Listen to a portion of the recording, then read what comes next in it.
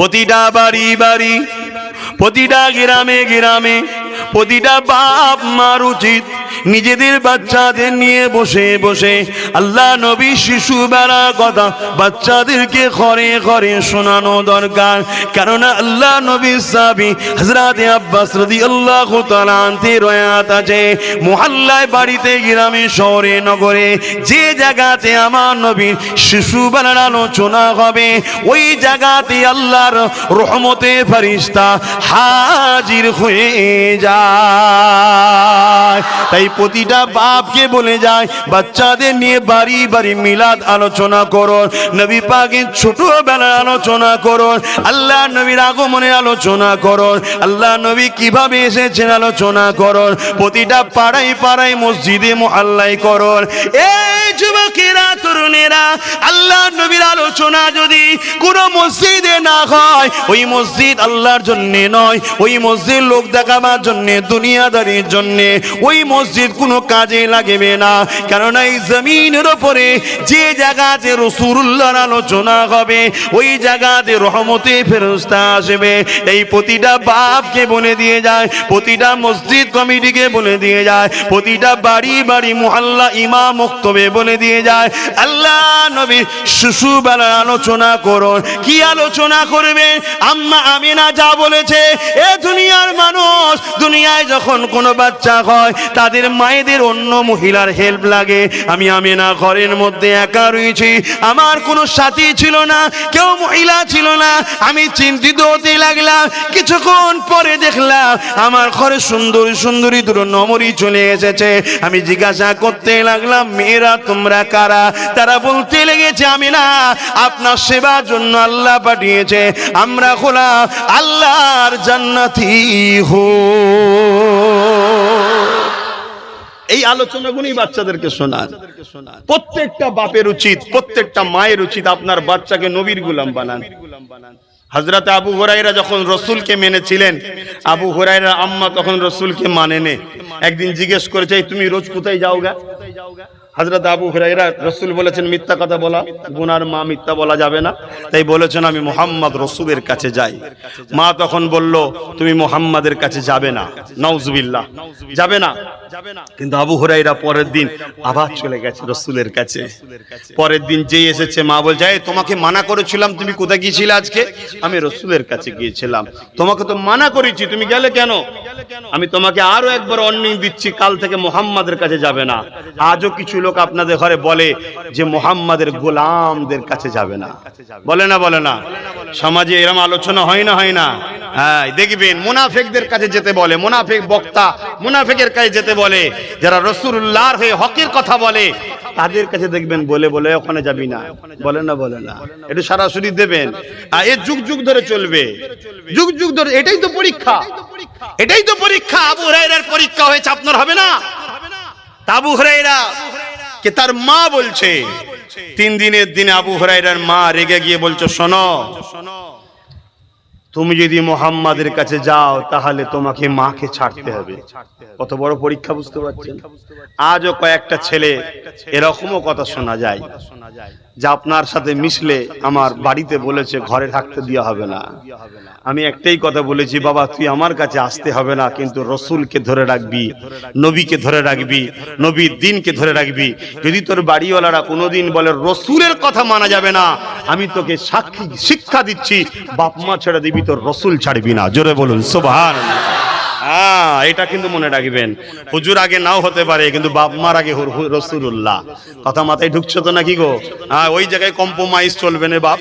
কি গো, আলোচনা ভুল হয়ে যাচ্ছে নাকি? বাপ মারও তো উচিত বাচ্চাকে নবীর গোলাম বানানো, সেখানে নবীর গোলাম না বানিয়ে দুনিয়ার জালিমদের পিছনে যায় যখন বাচ্চা রোকো না। দুনিয়ায় যারা শরাব খাওয়ায় তাদের কাছে যখন যায় বাচ্চাকে রোকো না। দুনিয়ায় যারা চোর বদমাই লম্পট তাদের সঙ্গে তোমার বাচ্চা যখন মেশে তাদের বেলায় রোকো না। আর মোস্তফার ঘরের ছেলেরা যারা নামাজের কথা বলে, রোজার কথা বলে, হজের কথা বলে, হকের কথা বলে, পাশাপাশি অধিকারেরও কথা বলে, তখন তোমরা কেন রোকো? জেনে রেখে দিও, জবাব কিন্তু আল্লাহর কাছে দিতে হবে। আল্লাহর কাছে দিতে হবে। আল্লাহ হেদায়েত করুক, প্রতিটা বাড়িতে মিল মোহাব্বতের সঙ্গে নবীর পক্ষে থাকার, ইসলামের পক্ষে থাকে, আহলে রসুলদের পক্ষে থাকার তৌফিক আল্লাহ দান করুক। বলুন আল্লাহুম্মা আমিন।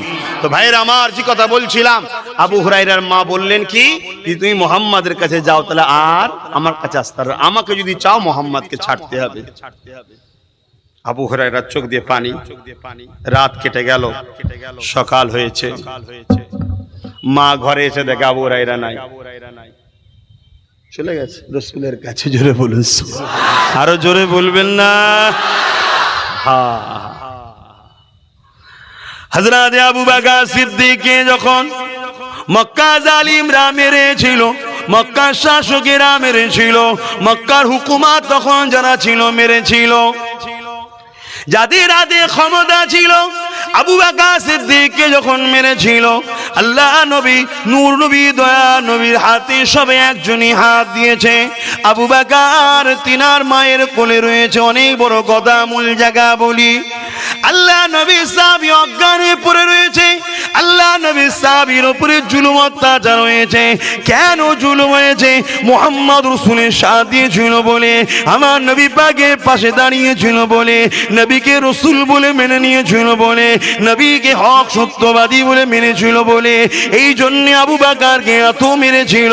আমার আবু বকর অজ্ঞান চৈতন্য হয়ে যায়। তামিল গোত্রের মানুষেরা হযরত আবু বকরকে তুলে নিয়ে এসে মায়ের কাছে ঘরে দিয়ে দিয়েছে। মায়ের কোলেতে মাথা রেখে আবু বকর অজ্ঞান চৈতন্য হয়ে পড়ে আছে। এত মার মেরেছিল, আবু বকরের শরীরে রক্ত ঝরছিল। আল্লাহ নবীর সাহাবী আবু বকরের রক্ত ক্ষত গুণতে বালি পাথর গুণাও জমেছিল। মা সেগুলোকে পরিষ্কার করে আর কাঁদে। মায়ের জান বড় ব্যথা লেগেছে, বাচ্চাকে মেরেছে। ঠিক এমনই সময় আবু বকর যখন চোখটা খুলে হুঁশটা ফিরে আসে, সঙ্গে সঙ্গে জবানে কি বলেছিলে, আম্মা জান আমার নবী কোথায় আছে, কেমন আছে? ওই সময় মা আবু বকরের মুখে হাত দিয়ে কথাটাকে চেপে দিল। এ বাবা, নবীর নাম লিস না বাবা। যে মুহাম্মাদের কথা বলার জন্যে, যে মুহাম্মাদের পাশে দাঁড়ানোর জন্যে, যে মুহাম্মাদের কাছে যাওয়ার জন্যে বাবারে তোকে এত মারা মেরেছে, তুই তো মারাই যেতি বাবা। আল্লাহ দয়া করে তোকে ফিরিয়ে দিয়েছে বাবা। সেই মুহাম্মাদের নাম তুই আর নিস না বাবা। আবু বকর আদবের সাথে মায়ের হাতটাকে সরিয়ে দিয়ে বলেছিল, মা আমি রাসূল ছাড়া এমনি মারা যাব, মাছ পানি ছাড়া তবুও বেঁচে থাকতে পারে, আমি আবু বকর নবী ছাড়া বাঁচবো না। আরো জোরে বলুন সুবহান আল্লাহু আকবার, আল্লাহু আকবার।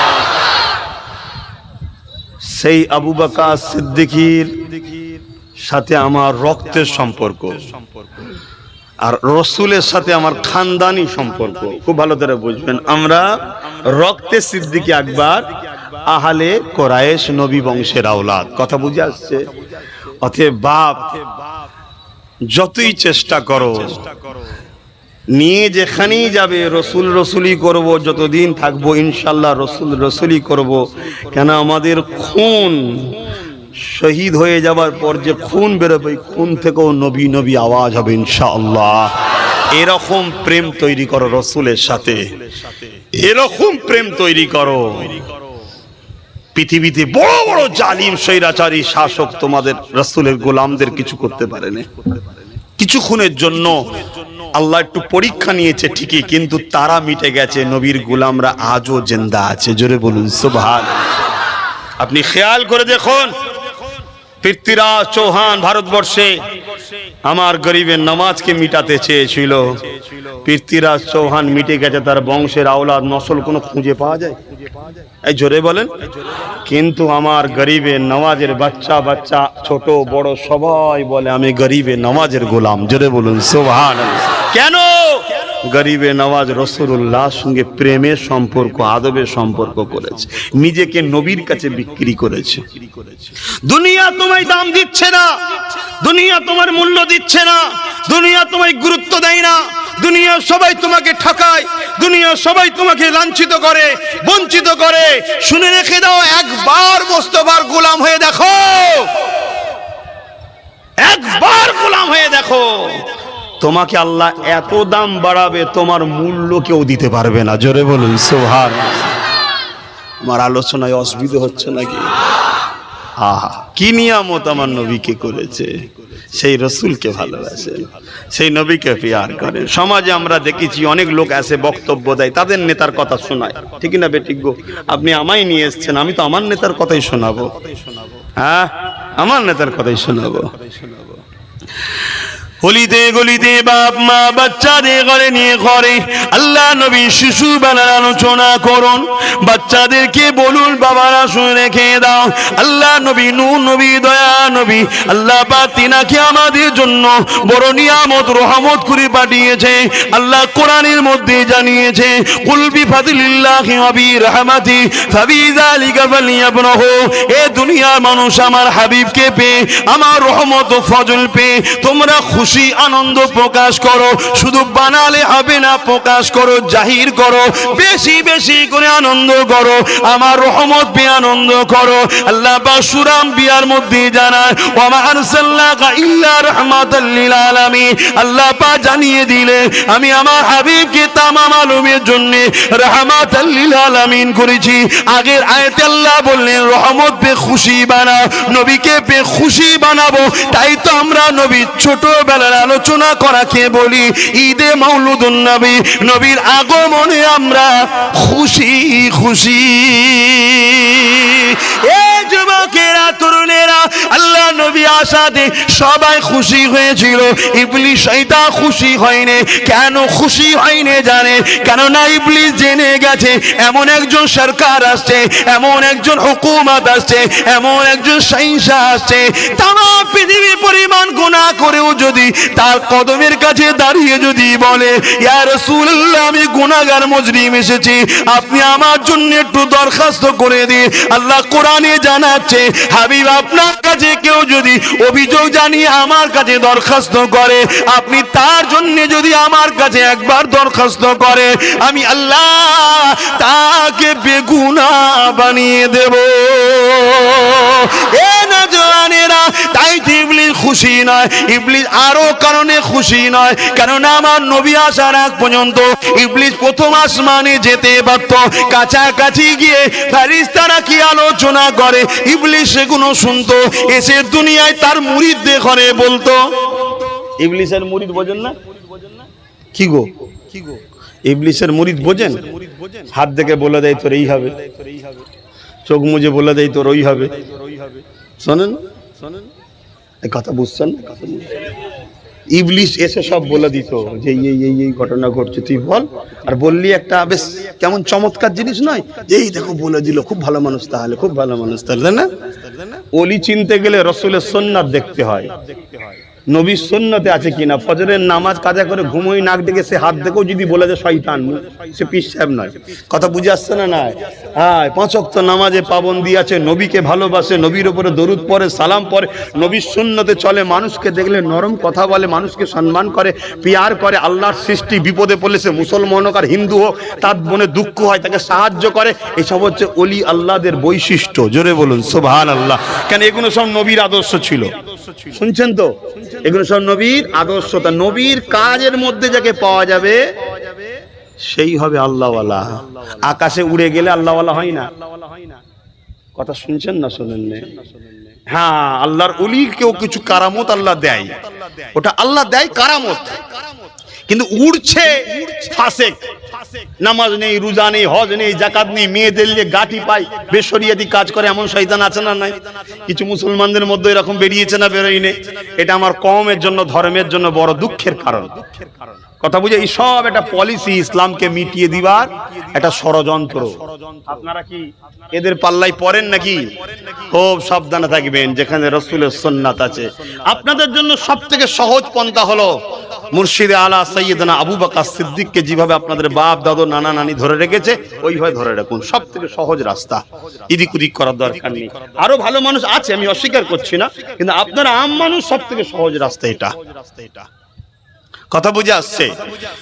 দরুদ শরীফ আল্লাহুম্মা। ওরে বাবা রে, এখানে কি ঢুকেছে, কামড়াচ্ছে রে, দেখ না রে বাবা, কি ঢুকে পড়েছে।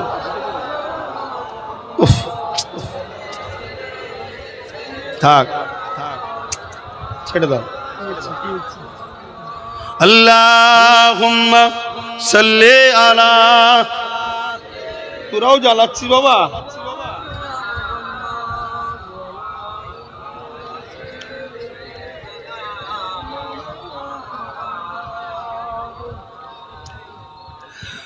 खुदा की अज़मतें क्या है, मोहम्मद मुस्तफा जाने,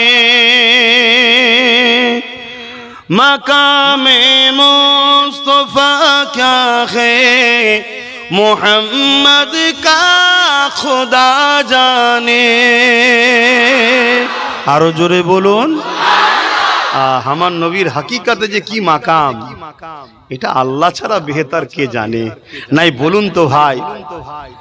এক মুহূর্তের মধ্যে আরশে গেছে, আল্লাহ দেখেছে, কত কথা বলেছে, আবার ফিরে এসেছে মেরাজে। মনে আছে না নাই?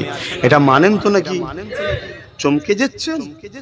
হ্যাঁ, হযরতে নবী সুলাইমান আলাইহিস সালাম যখন বসেছিলেন, বলেছিলেন কে আছো বিলকিস রানীর তাখতাটাকে নিয়ে আসতে পারবে? ওয়াকিয়া কোরআনে জানেন না? জানেন না? হ্যাঁ, সেখানে একজন আল্লাহর ওলি বসেছিলেন যে হুজুর আপনি যদি ইজাজত দেন, ইনশাআল্লাহ আমি চোখের পালক পরার থেকেও কম সময়ের মধ্যে বিলকিস রানীর সিংহাসনটাকে আপনার কাছে হাজির করব। জোরে বলুন সুবহানাল্লাহ। যেটা কয়েক হাজার হাজার লক্ষ মাইল দূরে ছিল। কোরআনের কথা, কথা বুঝে আসছে না? এনেছিল না আনেনে? জোরে বলো।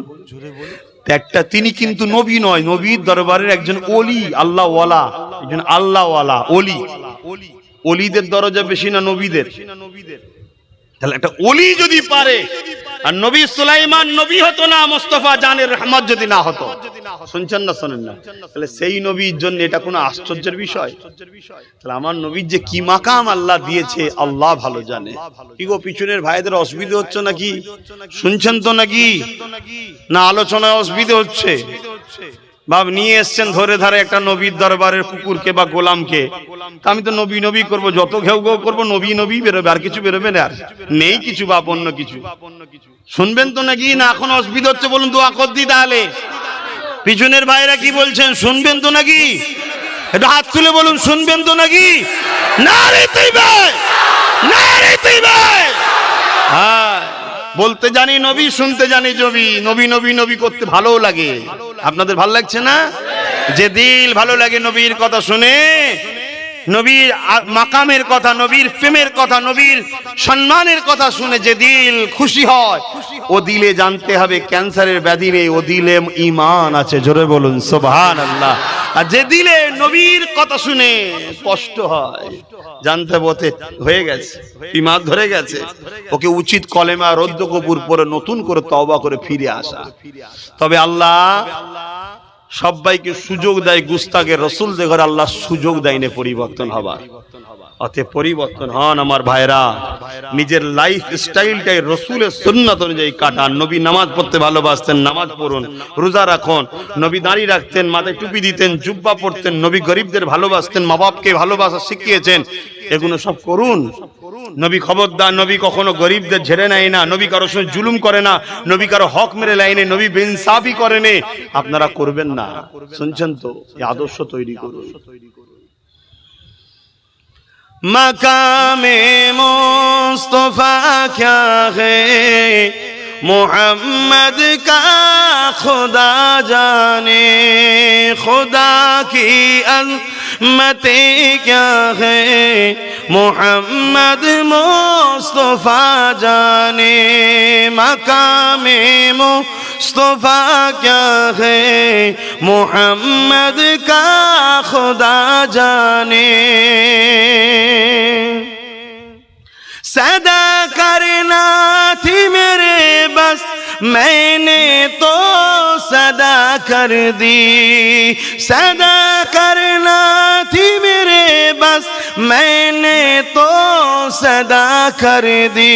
ओ क्या देंगे मैं क्या लूंगा, ओ क्या देंगे मैं क्या लूंगा, सखी जाने गदा जाने खुदा की अज़मतें क्या है मोहम्मद मुस्तफा जाने।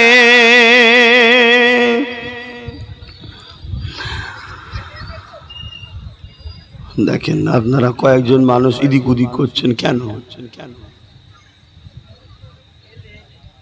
আল্লাহ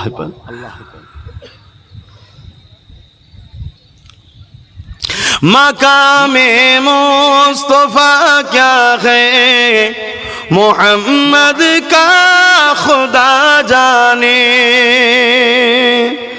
कहा जिब्रील ने सिदरा तलक मेरी रसाई थी। कहा जिब्रील ने सिदरा तलक मेरी रसाई थी। है आसे कितनी मंजिल आगे है आसे कितनी मंजिल आगे नबी जाने खुदा जाने। সিদরাতুল মুনতাহা থেকে আগে আরো কত মঞ্জিল আছে জিবরাইল আলাইহিস সালাম জানে? জানে না। এটা আল্লাহ জানে আর রসুল জানে। তাহলে নবীর মাকাম বুঝতে পারছেন? হ্যাঁ, সেই নবীকে ভালোবাসুন। পুরো মিশনটাই হচ্ছে নবীর আদব প্রেমের সাথে নবীকে ফলো করা। এটার নাম ইসলাম। জোরে বলুন সুবহানাল্লাহ। আমাদেরকে তো নকল ইসলাম ধরিয়ে দেওয়া হয়েছে, নকল ধরিয়ে দেওয়া হয়েছে।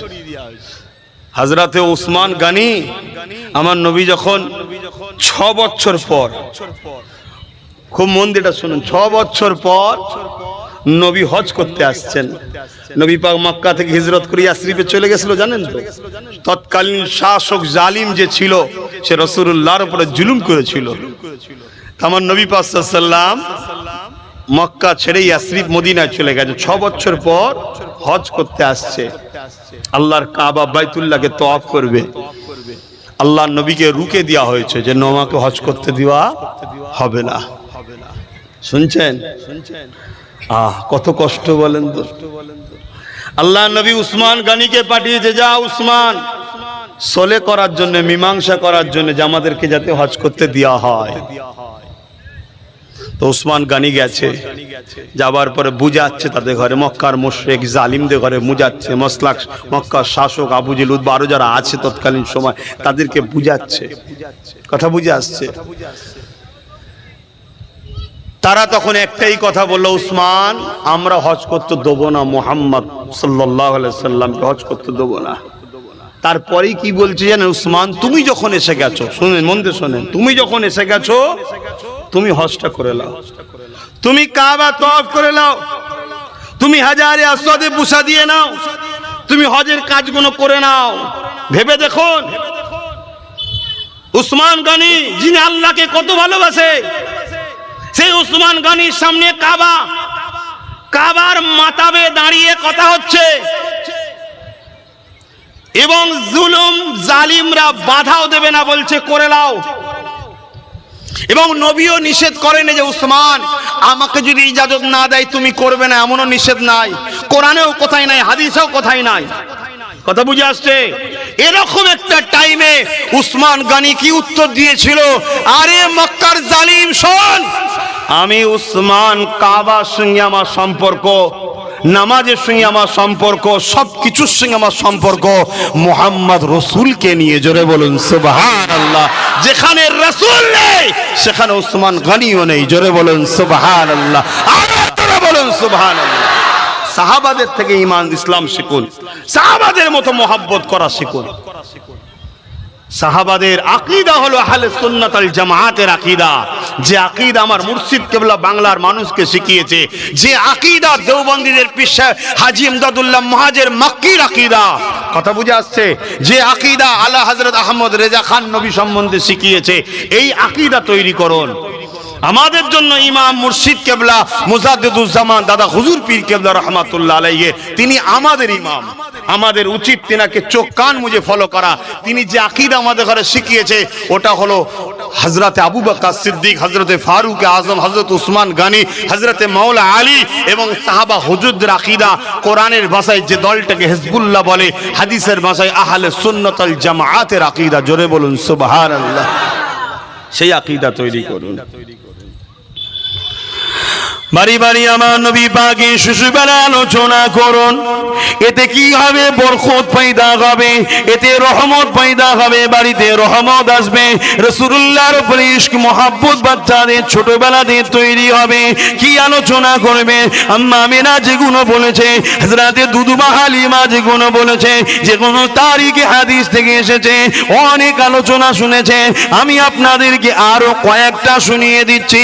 এ যুবকেরা, তরুণীরা, বাপেরা, মায়েরা, বোনেরা, আম্মা আমিনা বলতে লেগেছে, দুনিয়ায় কোন নারী সন্তান হলে ওই নারীটা নাপাক হয়ে যায়, ওই নারীটা অপবিত্র হয়ে যায়, ওই নারীটা রক্ত প্রবাহিত হয়, ওই নারীর সঙ্গে বাচ্চার নারীর একটা যোগাযোগ কানেকশন থাকে।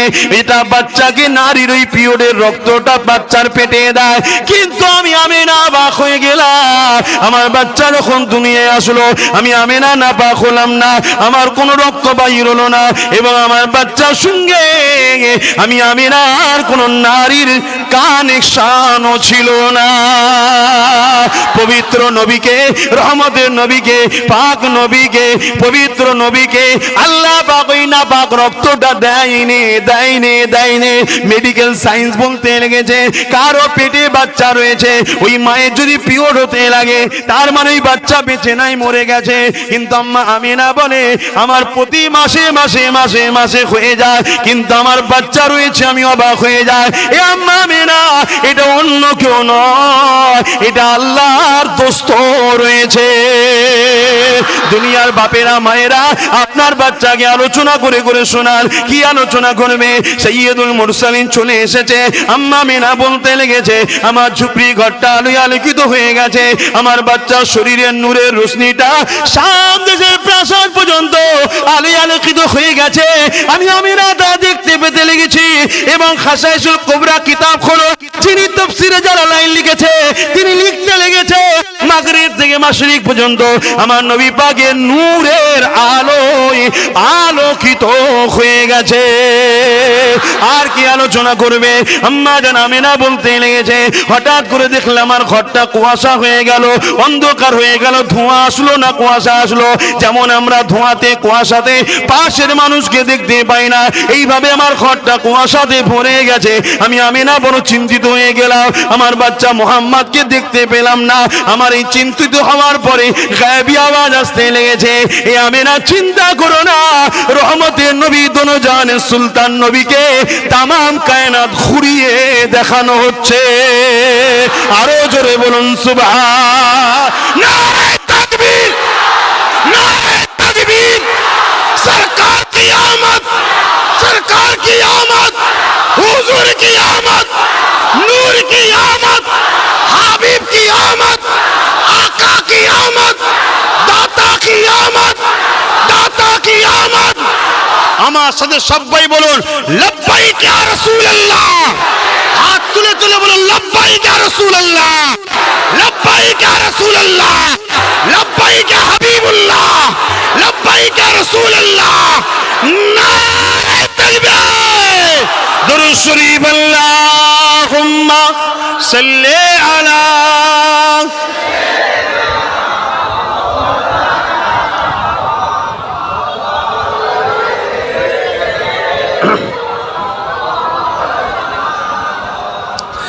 एक मैं ही नहीं उन पर कुर्बान जमाना है। শুধু আমি একা দিবানা নয়, সবাই দিবানা, ঠিক না বে? ঠিক তো? এ পাহাড়, এ আসমান, এ গাছ, এ তরুলতা সব রাসূলুল্লাহ দিবানা, ঠিক না বে? ঠিক। एक मैं ही नहीं उन पर कुर्बान जमाना है, एक मैं ही नहीं उन पर कुर्बान जमाना है, एक मैं ही नहीं उन पर कुर्बान जमाना है, रब दो आलम का महबूब यगाना है, जो रब दो आलम का महबूब यगाना है। कल पुल से जिसने हमें, आवाज से बोलो, किसने हमको पुल सिरात पार करेंगे? बोलून बोलून, कल पुल से जिसने हमें, किसने? जोरा बोलून, किसने? काल पुल से जिसने हमें खुद ही पार लगाएगा, जहरा का वो बाबा है, हसनैन का नाना है, जहरा का वो बाबा है, हसनैन का नाना है। एक मैं ही नहीं उन पर कुर्बान ज़माना है। आओ दरे जहरा पर फैली हुई दामन, आओ दरे जहरा पर फैली हुई दामन, ये नस्ल करीमी की, ये नस्ल करीमी की लचपा खराना है। আসো সবাই, আম্মা জান খাতুনে জান্নাতের দরবারে আসো। কেন? ইনারা বড় দয়ালু, জোরে বলুন সুবহানাল্লাহ। এই ঘর থেকে কখনো কেউ ফিরে যায় না, যায় নাকি? আম্মা জান ইতিহাস জানেন না, হাদিস জানেন না? ইমাম হাসান হোসেন অসুস্থ হয়েছিলেন, আম্মা জান নিয়ত করেছিলেন খাতুনে জান্নাত যে আমি রোজা রাখবো। ঠিক এমন সময় প্রথম দিন রোজা রেখেছে, সেহেরিতে পানি খেয়ে আর ইফতার নিয়ে বসেছে, সামান্য জবের আটা নিয়ে উঠি আর কিছু খেজুর নিয়ে। একজন মুসাফির এসে বলছে, মা আমি বড় ক্ষুধার্ত, আমায় কিছু খেতে দাও। ঘর থেকে যেই আওয়াজ উঠলো, হযরত ইমামে হাসান ইমামে হোসেন দুই বাচ্চা উঠে পড়লেন, নিজের খাবারও দিলেন, মৌলা আলী খাতুনে জান্নাতের সব খাবারটা নিলেন। সামান্য খাবার, হাফ দিলে লোকের পেট ভরবে না, এত কম নিয়ে ওই মুসাফিরকে দিয়ে দিলেন। জোরে বলুন সুবহানাল্লাহ। নিজেরা পানি পান করে ইফতারি করলেন। পরের দিন আবার রোজা রেখেছে, কারণ 3টে রোজার আগে বলেছিল, মান্নত করেছিল আল্লাহর কাছে 3টে রোজা রাখবো। পরের দিন আবার ইফতারি করতে বসেছে, ঠিক সেম আর একজন এসে হাজির ইফতারির সময়, আবার যেটুকু ছিল আবার দিয়ে দিয়েছে। জোরে বলুন সুবহানাল্লাহ। 3 দিনের দিনে আবার মৌলা আলী খেটে সামান্য কিছু জড়ো হয়েছে, ইনকাম রুজি আল্লাহ মিলিয়েছে সামান্য, যেটা একজন বাইরের লোকের মতো দিবার নয়। হাফ দিলে বাইরের লোককে দেয়া যাবে না, তো কম, নিজেরা কম করে খাচ্ছে, ঠিক আছে, তা সবটাই দিয়ে দে, তা দিতে গেছে, সেটাও 3 দিনের দিনেও দিয়ে দিয়েছে। জোরে বলুন সুবহানাল্লাহ। এই খানদানটা হলো বড় দয়ালু, বড় করিম। জোরে বলুন সুবহানাল্লাহ। সেই নবীকে সবাই ভালোবাসে, শুধু মানুষের মধ্যে কিছু মানুষ, কতটা কিছু, শিক্ষার অভাবে হোক, লোভে পড়ে হোক, বা নসিব খারাপ হোক, রাসূলকে চিনতে পারলো না, নবীকে মহব্বত করলো না। তারা বলে ঈদ তো দুটো, ঈদ আবার 3টে কোথা থেকে এলো? জুম্মার দিনটাও ঈদের দিন, আপনারা জানেন? বিশ্বে কিয়ামত পর্যন্ত এই জুম্মার দিনটা ঈদের দিন ঘোষণা হয়ে গেছে, আল্লাহ ঘোষণা করে দিয়েছে। কেন? এই দিনটাতে আব্বাজান আদম আলাইহিমুস সালাম এসেছে। জোরে বলুন সুবহানাল্লাহ। প্রতি সপ্তাহে বাপের দিন, ঈদের দিন পালন হয়, প্রতি সপ্তাহে। আর যিনি না হলে আদম সফিউল্লাহ দুয়াও কবুল হতো না। কি গো হতো? 300 বছর কেঁদেছে, লাস্টে মুহাম্মদ রসুলকে যখন ধরেছে, আব্বাকে মাফ করে দিয়েছে আল্লাহ। জোরে বলুন সুবহানাল্লাহ। যিনি জিনার উপরে দরুদ পড়াতে আব্বা আম্মার নেকাহ হয়েছে, জানেন না? 11 বার, ইখতিলাফ আছে, 11 বার দরুদ শরীফ পড়েছিলেন আম্মা। দেনমোহরের জন্য আব্বা আদম আলাইহিস সালাম 11 বার দরুদ পড়েছিলেন। জোরে বলুন সুবহানাল্লাহ। সেই বাপের ছেলেরা কি গো নবীর উপর দরুদ পড়বে না? বাপের রাস্তায় থাকো। বাপ আদম আলাইহিস সালাম নবীকে দিবানা হয়ে ভালোবাসতেন, দিবানা হয়ে ভালোবাসতেন। ছেলে সিসকো বলেছিল, বাবা কখনো যদি আটকে যায় মুস্তাফা জানে রহমতের ওসিলা ধরবি, বাপ সব বেড়া পার হয়ে যাবে। জোরে বলুন সুবহানাল্লাহ।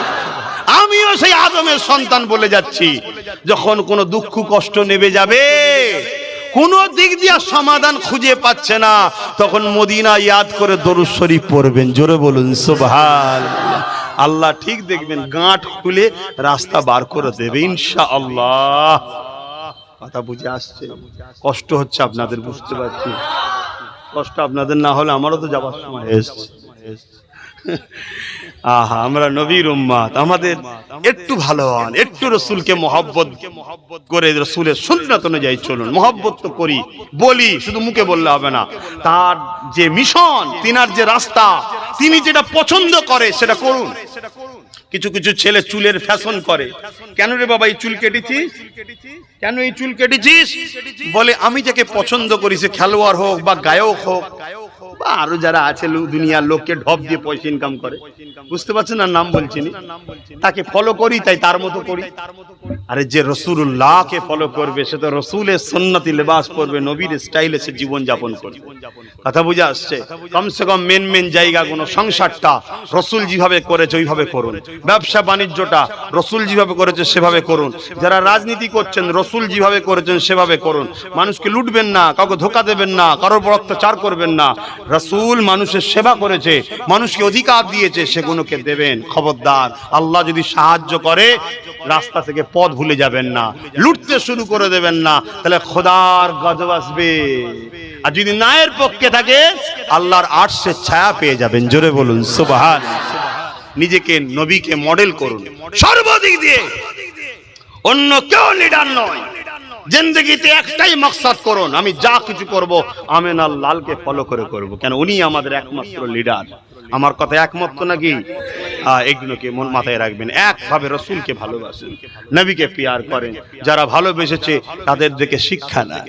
আমি আরো একটু আম্মা আমিনার কথা বলে যাব, আমি আর একটু হযরতে দুদমা হালিমার কথা বলে যাব।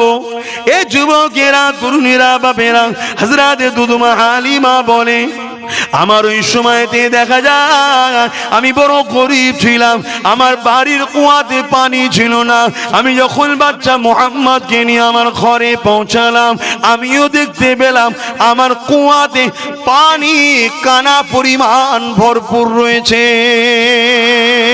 এ যুবকেরা, তরুণেরা, বাপেরা, আমার আল্লাহ পাক যে বছর রসুলকে দুনিয়ায় পাঠিয়েছে, আমরা অনেকে বেটা হলে মিষ্টি বিতরণ করি, অনেকে সন্তান হলে খানা করে লোককে খাওয়ায়। আর আমার আল্লাহ রসুলকে যে বছরে পাঠিয়েছে, নবীর মৌলুদের বছরে, আমার আল্লাহ কি করেছে শুনবেন না?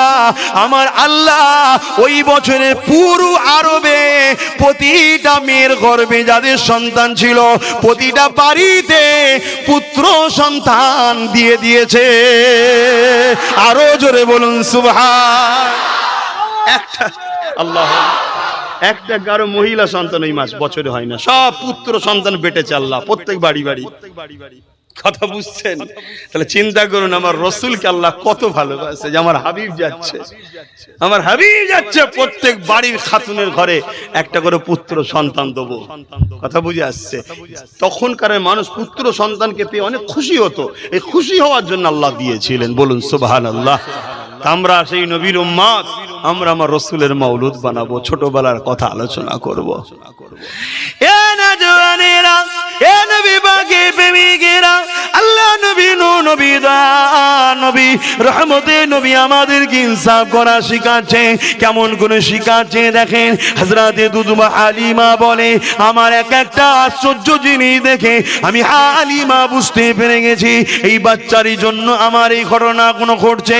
যেমন আমার বাড়িতে কিছু গৃহপালিত পশু ছিল, এমন করে মরুভূমি এলাকা চারণ ভূমি ছিল না, তাই তাদেরকে আমি ফ্রিতে কোনো ঘাস খাইয়ে শক্তিশালী করতে পারি না।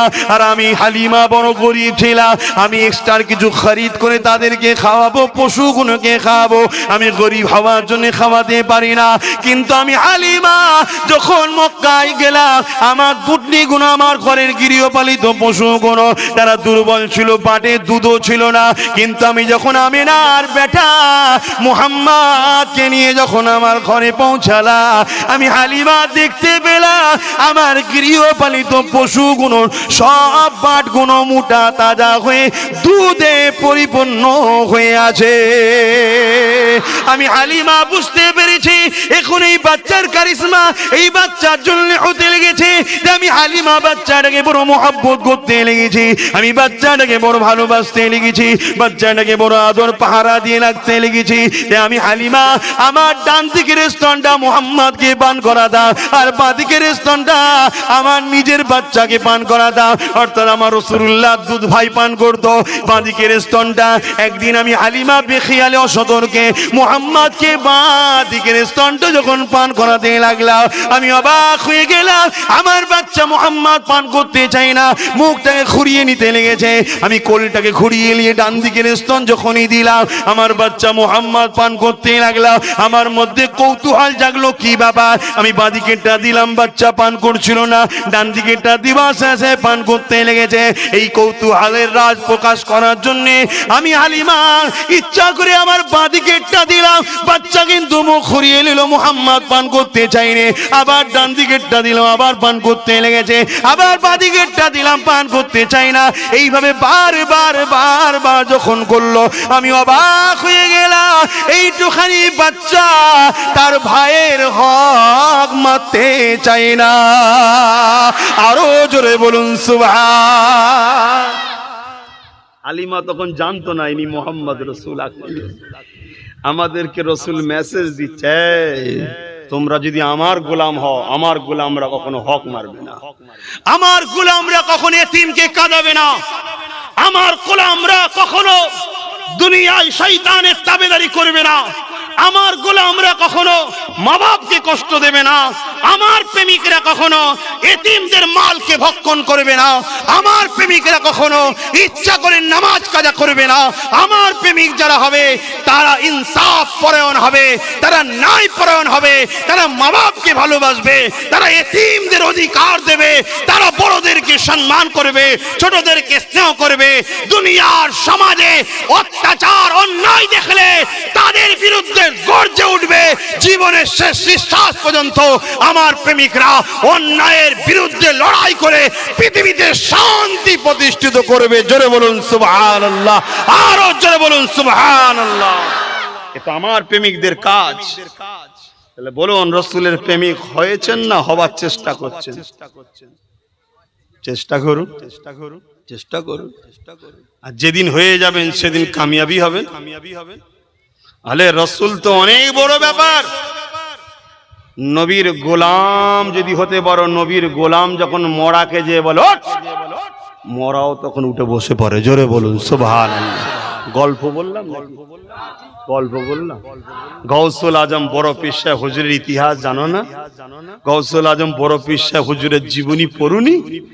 এক ইহুদি ধর্মের ঈসা সাল্লামকে মাননেওয়ালা খ্রিস্টান ধর্মের এক ব্যক্তি গৌস পাকে শুয়ে তর্ক লেগে গেছে যে আমাদের ঈসা বড়, বড় বলেই তো পড়ে আছে, বড় বলেই ও পড়ে আছে। ঈসা নবীর এই কথা, ঈসা নবীর মাননেওয়ালা দাবিদার, সে তো মানে না। মানি তো আমরা, ঈসা নবীকে মানি, কার আমরা মানি, ঠিক না বেঠিক? যদি মানতো তাহলে ঈসা নবী বলেছিল আমার পরে আহমদ সাল্লাল্লাহু আলাইহি ওয়াসাল্লাম আসবে, তোমরা তাকে মেনে নেবে। জোরে বলুন সুবহানাল্লাহ। আমার নবীর ছোটবেলার আলোচনার বা আশার ঘটনা ঈসা নবীও মিলাদ করেছে। জোরে বলুন সুবহানাল্লাহ। তো ভাইরা আমার, তখন গৌস পাক বলছে, শোন, আমাদের নবী ঈসা নবীর থেকে অনেক সম্মান, ওয়েটে ভারী, তাই নিচুই আছে। বলুন সুবহানাল্লাহ। আমার নবীর সঙ্গে সব নবীর তুলনা চলে, অন্য কোন নবীর সঙ্গে কোন নবীর তুলনা করা বিয়াদবি। আমার নবীর সঙ্গে চলবে কেন? আমার নবী হলেন সমস্ত নবীদের নবী। জোরে বলুন সুবহানাল্লাহ। আপনারা কি কষ্ট হচ্ছে নাকি? আমার মনে হচ্ছে কিছু মানুষের কষ্ট হচ্ছে। হযরত ঈসা আলাইহিস সালাম এইভাবে যখন একটার পর একটা তার মাননেওয়ালাটা এইভাবে বলছে, তখন সে বলছে, শোনো, আমাদের ঈসা নবী মরা মানুষের কাছে গিয়ে বলতো, ওঠো, সঙ্গে সঙ্গে মরা মানুষ জিন্দা হয়ে যেত। বলুন সুবহানাল্লাহ। সত্যি আল্লাহ তেনাকে মোজেজার ক্ষমতা দিয়েছিলেন, ওঠো জিন্দা হতো। হযরতে গাউস পাক তখন বলতে লেগেছে, আরে আমার নবী তো অনেক দূরের কথা, নবীর এই গোলাম যদি কোনো কবরস্থানে যে বলে ওঠ, সঙ্গে সঙ্গে উঠে পড়বে। জোরে বলুন সুবহান। মানে এটা জোশে জালালে বলে ফেলে, জোশে মহব্বতে আবেগ প্রেম বলে না, বলে ফেলেছে। তো সে বলছে চলো, প্রায় 500-600 বছর আগেকার এটা কবরের ধারে লিগে আছে। নিজে বলছে তোলো, কবরবাসীকে যে ডাক দিচ্ছে, কবরবাসী আমি আব্দুল কাদের ডাকছি, এক্ষুনি কবর থেকে তুমি ওঠো। আল্লাহর হুকুম দেখুন, আল্লাহ সাইয়ুন কাদির, ক্ষমতার মালিককে আল্লাহ, নবীর গোলামকে আল্লাহ বেউজ্জুদি করবে না। কবর ফেটেছে, উঠে সালাম দিতে লেগেছে। জোরে বলুন সুবহানাল্লাহ। আরো জোরে বলবেন না সুবহানাল্লাহ? নারী দিবে। আর একটা ছোট্ট কথা বলি গাউস পাকের, এসছে একটু বলে দিই কেন। গাউস পাক হচ্ছে আমার নবীর গাছের ফল। জোরে বলুন সুবহানাল্লাহ।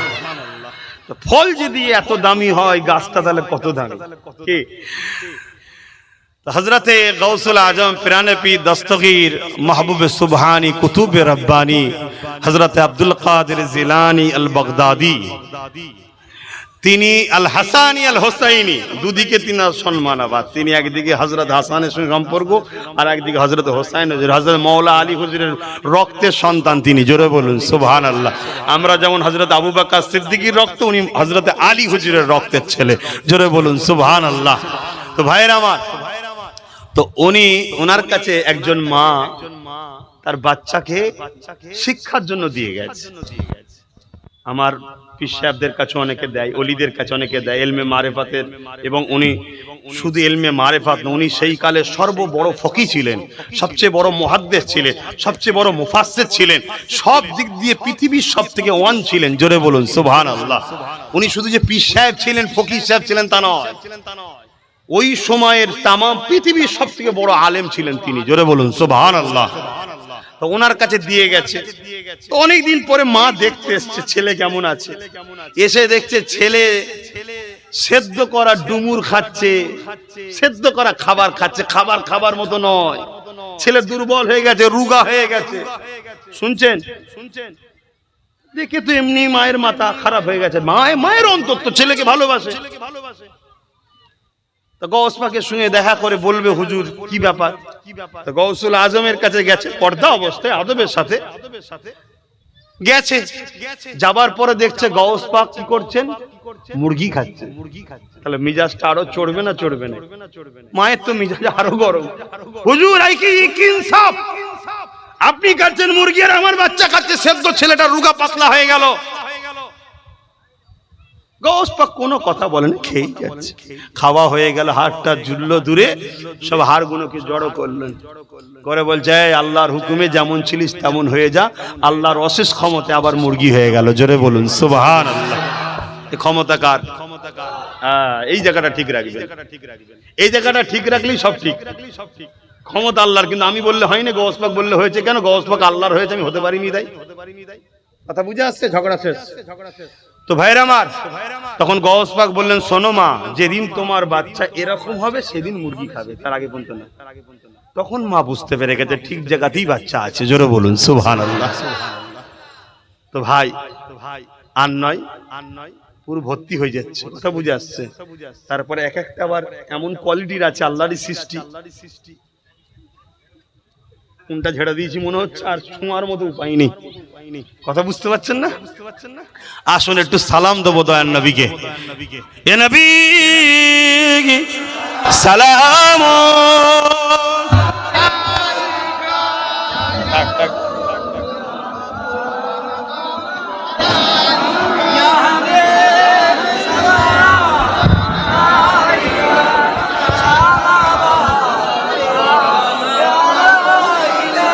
কি গো আমার বাপেরা ভাইয়েরা, আমার আলোচনায় কেউ ব্যথা পেলেন নাকি? সম্পর্ক থাকবে তো নাকি? এখন তো কিছু ইঁদুর বেরিয়েছে, ভালোবাসার তার কাটছে। সমাজে কিছু ইঁদুর বেরিয়েছে, ভালোবাসার তার কাটছে। পারবে মনে হচ্ছে? কি গো ইঁদুরগুলো পারবে মনে হচ্ছে? উৎপাত একটু বেড়েছে তো কি হয়েছে, সময় এলে ইঁদুর মারা ওষুধ দেওয়া হবে, দেখবেন সব ঠিক হয়ে যাবে। কি কিন্তু এই প্রেম ভালোবাসা মদিনাওয়ালার জন্য। কার জন্য?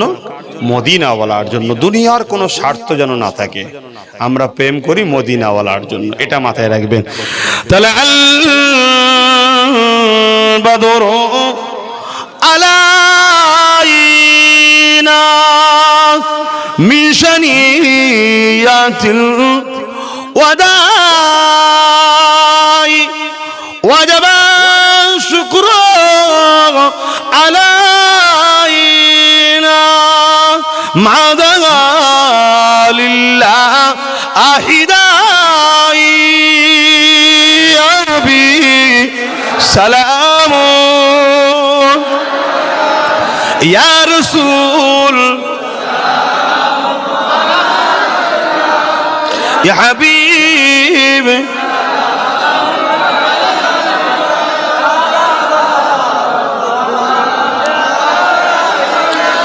কঠিন হাসরের দিনে কি আছে মোদে এ কপালে গুনাহগার উম্মাহ আতো আপনার লইবেন সঙ্গে মাশারে নবী সালাম ইয়া রাসূল ইয়া হাবিব সালাম সালাওয়াত। দোয়া হবে, সকলে গায়ে গায়ে বসেন। বালাগাল উলা বিকামালিহি কাসাবাদ দুজা বিজামালিহি হাসানাত জামিউ সালিহি সাল্লু আলাইহি ওয়া আলিহি।